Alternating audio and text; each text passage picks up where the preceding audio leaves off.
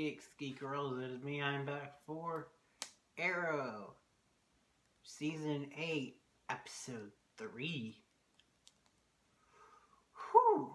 But there's a lot to talk about, so let's just dive into it. Spoiler alert, if you guys haven't seen the episode, go watch it, then come back and tell me what you think in the comments down below. So there are 3 stories to go over here. First of all, let's talk about Dig and Lila. Dig and Lila are investigating Bronze Tiger. His wife and son have gone missing while he is deep undercover in a mission. We don't ever see Bronze Tiger, but we see the wife and son, which the son was, little Connor was kind of cute. He was like, Mr. Diggles. That was their story. They also hinted at the fact of Lila knows that things are about to go down. She don't want to lose her husband over it. That's interesting, considering what we find out in the main story, which is Oliver. Oliver and, surprisingly enough, Thea. Because Oliver went to Nanda Parbat to try to figure out if the Monitor is who he says he is. And he runs into Thea. They decide that since Nissa is off doing league things, aka she's somewhere in Hawaii chasing down criminals, wink wink, and so they have to go to her sister Talia, and together they get trapped by the Thanatos Guild. They are led on this like Indiana Jones-esque thing with the catacombs, finding out things, having to deal with booby traps. There's this awesome heart-to-heart with Thea and Ollie, and in the end, Oliver finds out that the Monitor isn't there to help things, he's there to destroy things. So, there's this interesting fan theory that I had been hearing going around. But I had never brought it up because I never thought it would be true. And that is that Oliver has been accidentally working with the Anti-Monitor and not the Monitor. Which now also means that Lila has been working with the Anti-Monitor. Hopefully, unintentionally. And that the Anti-Monitor has been lying to Barry on Flash, telling him that he has to die.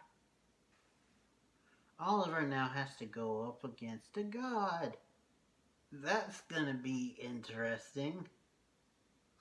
So now we've basically learned the truth that the Monitor, or at least this Monitor, who might be the Anti-Monitor, is evil. And so we're going to have a hard time going up against him. At the end of their story, though, their personal story, Thea goes, after being babied by Ollie, goes in a one-on-one sword fight with Talia. And she wins. That's our girl. But due to the fact that Talia had the sword in her hand of the first ever Ra's, that means that Thea is the new Ra's al Ghul. Well, not Ra's al Ghul. Ra's al Queen? She's like, no, I don't want to run the League of Assassins. But, you know what, Talia? We could work together. Everybody deserves a chance of redeeming. How would you feel about redeeming? And together us rebuilding the League of Assassins, but under a new name and a new mission statement. League of Heroes. Whew. That'll be cool, and I hope that that's an element that plays into the spinoff. But we're not. Then Oliver has a tearful goodbye with Thea. I hope that's not the last time that Amel and Willa share a scene together. But the way he was acting, I feel like it might be. But Willow was signed on for a reoccurring role, so hopefully we'll get to see her again. My fear is that maybe we'll see her after, in the final episode, and that's after Ollie has died. So maybe this will be their last scene together. I hope not, because I love them together. But anyway, we got one more story to tell, because we're not done yet.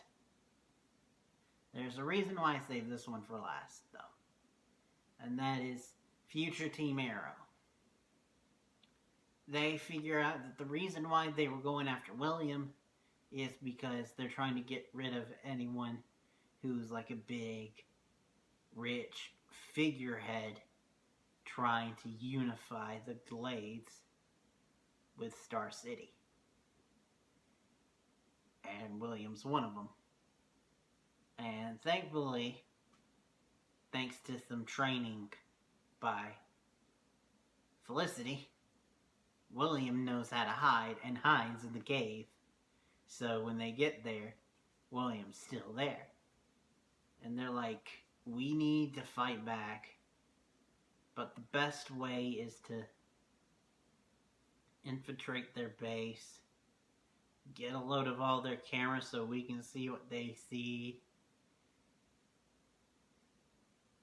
and all of that. So they go and do that. William even goes in the field to get the info. We have this touchy-feely moment with her and William where you think maybe William's gonna die. Also, part of me was thinking that maybe Connor was gonna die because, you know, Shadow, all queens need a good death. It's kind of their curse. Even William has it. His mom. And unfortunately, after some fighting, we find out that Mia does have hers. And it's Zoe. JJ kills Zoe. Kudos to Kat, because that's real good acting, and that's like actual ugly crying and not Hollywood crying, which I appreciate. But I don't know if Mia and Zoe had a big enough connection to cause that reaction. I mean, they did become more friendly and bury the hatchet earlier in the episode, but still, out of all the deaths, that seems the least impactful. But unfortunately, we can't dwell on that for too long because a bright, shiny white light comes and we see Oliver, who's been in Nanda Parbat, is in the Arrow Cave with Dinah, who's in her civilian clothes, Renee, who's in his wild dog outfit,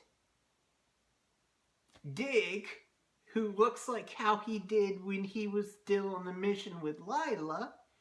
Then they all turn their heads, and it's Connor, William, and Mia in the modern day Arrow Cave.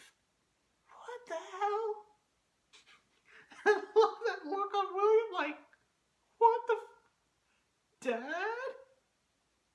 And then Mia's like, Dad? And that's how we end the episode. And next week is about the start of future Star City and the debut of a new Deathstroke. That'll be interesting. But I will end it there, saying thank you guys for watching. Till next time and beyond. I know I'm stealing this joke from you, Jay, but Barry, did you do this?